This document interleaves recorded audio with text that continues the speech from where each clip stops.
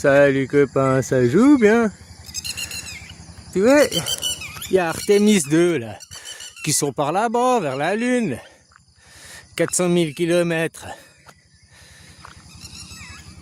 Bon, moi ça me fait poser des questions quoi. On se déplace, on est en train de suivre le soleil à 780 000 km à l'heure. Mais la fusée, elle se déplace pas. Elle se déplace comme ça, quoi. Elle va d'un train à l'autre, d'un astre à l'autre. Mais comment elle fait pour suivre le soleil à 780 000 km à l'heure pendant ce temps-là? C'est comme si, toi, t'es dans un train, t'es dans un TGV, puis la Lune, c'est un autre TGV qui est en parallèle. Puis tu dois sauter d'un TGV à l'autre.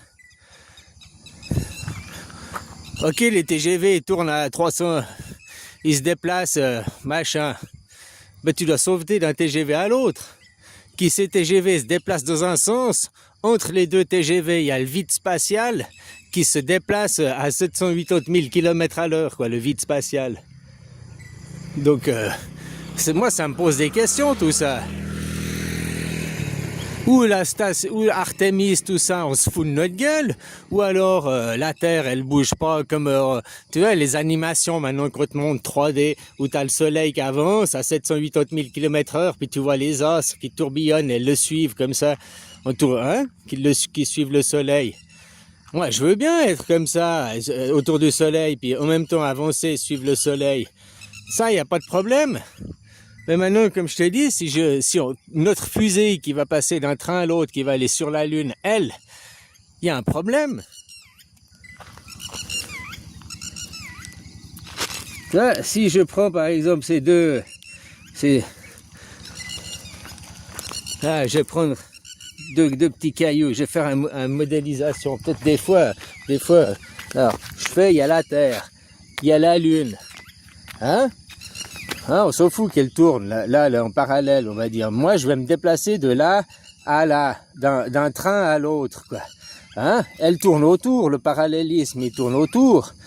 Mais pendant ce temps, celui-là, le tout, il fout le camp. C'est le vide spatial, c'est pas la Terre, il n'y a pas du fixe.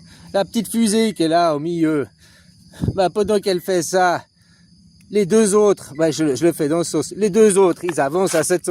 elle va se retrouver en arrière. Ou alors, faut qu'elle reste attirée par la gravité spatiale, la gravité terrestre, pour pouvoir graviter, puis après s'attacher à la gravité de la Terre, de la Lune, pour revenir à la gravité. Si elle perd à un seul moment la gravité d'un des deux astres, ça va être la gravité pour eux. Ils vont partir et jamais pouvoir revenir se coller au wagon, quoi, se coller au train. Si tu comprends ce que je veux dire. Sauter d'un train à l'autre, c'est facile, à 3 mètres d'écart. Là, il y a 400 000 km d'écart, et puis c'est du vide spatial entre deux, quoi. Tu sais, si les trains, il n'y a que 2-3 mètres, t'as pas besoin d'aller vite pour sauter d'un train à l'autre, quoi. Mais faut quand même sauter... si tu vas pas assez vite, tu vas pas atterrir dans le wagon en face, quoi. Tu vois ce que je veux dire?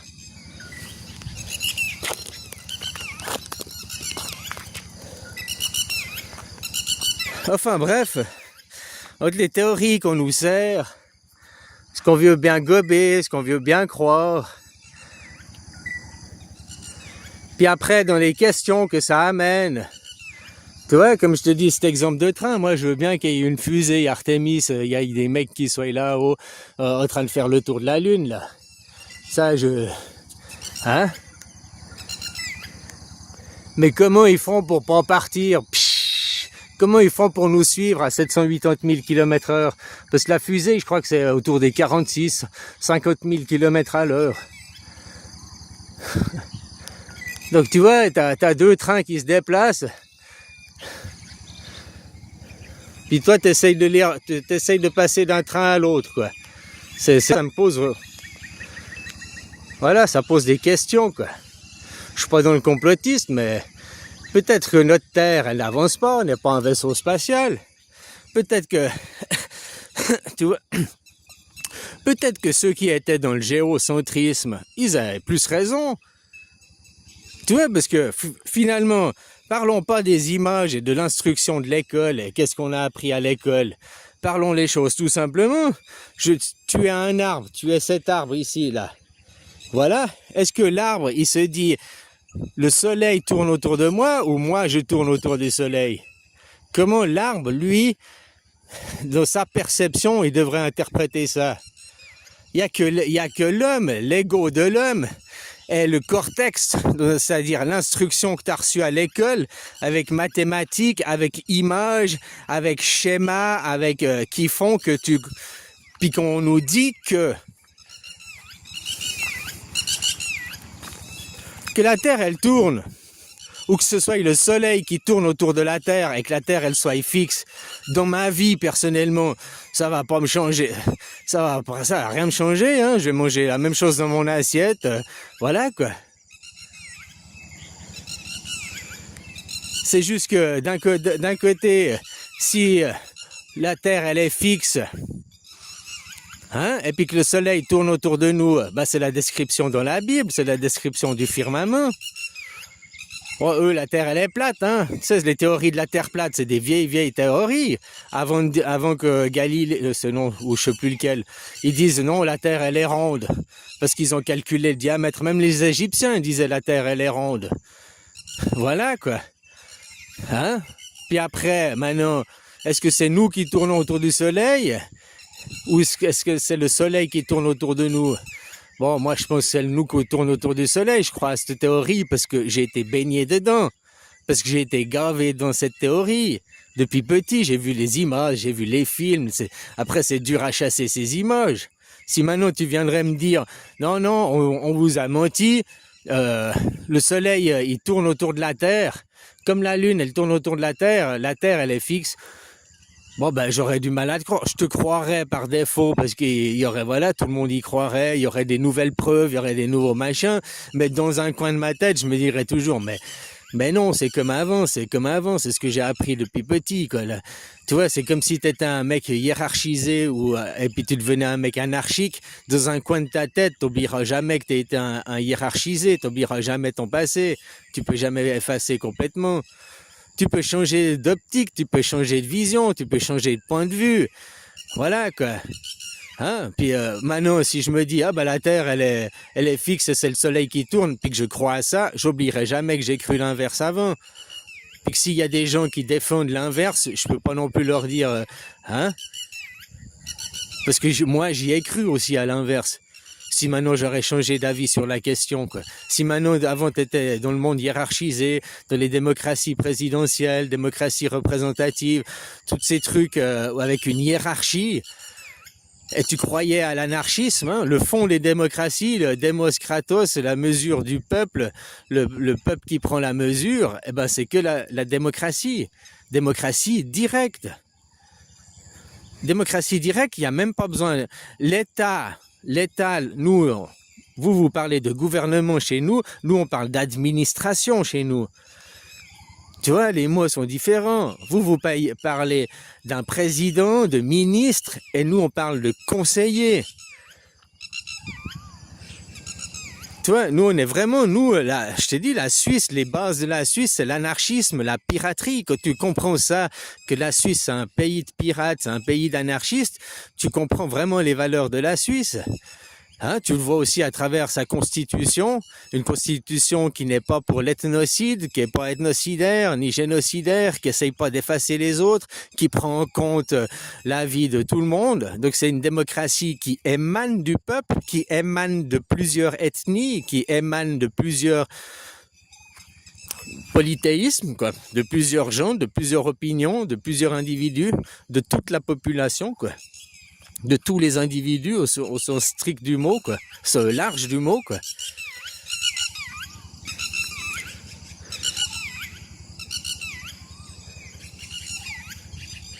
Donc voilà, la démocratie, demos kratos, le pouvoir au peuple. La seule démocratie au monde, c'est la Suisse, parce qu'on est vraiment... La démocratie ne peut aller qu'avec l'anarchie, ne peut aller qu'avec la piraterie. Voilà, puisque c'est le pouvoir au peuple. On demande au peuple son avis, oui ou non, sur la question, on demande son opinion. En France, vous avez même pas le droit de vote. C'est ça que déjà, tu vois, vous commencez à réaliser, commencez à sortir de votre sommeil, quoi. Arriver à l'éveil, arriver à un éveil. Quand tu t'éveilles, c'est le matin, tu sors de ton sommeil, tu sors de ton endormissement.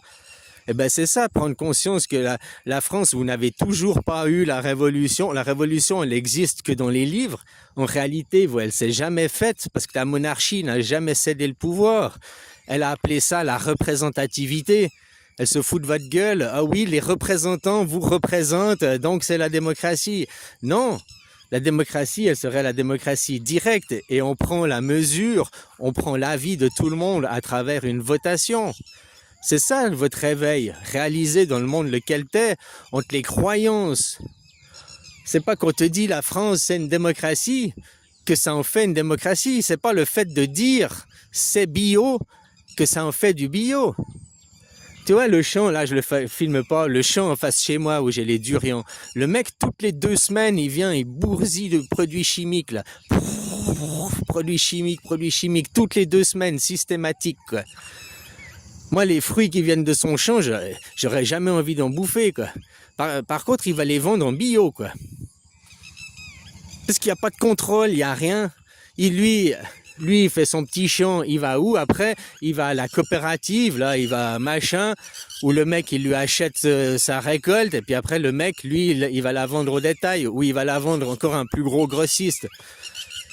Et puis il va lui dire c'est bio, c'est bio, oui c'est bio quoi. Autant le champ qui est derrière moi, celui-là, là, lui il fait au bio, lui une fois par année ça lui arrive de faire du chimique, voilà quoi. Mais l'autre à côté de chez moi c'est toutes les 2 semaines, c'est systématique, c'est chimique. Après il y a l'arbre, tu vois les fruits, les durians quoi. L'arbre il est gorgé de chimie, et puis le fruit se gorge de chimie. Ça, ils sont petits, quoi. Ça, c'est petit, hein, par rapport à la taille de ma main, quoi. Normalement, ça monte, ça fait 30-40 cm de diamètre, ça peut faire 4-5 kg, quoi.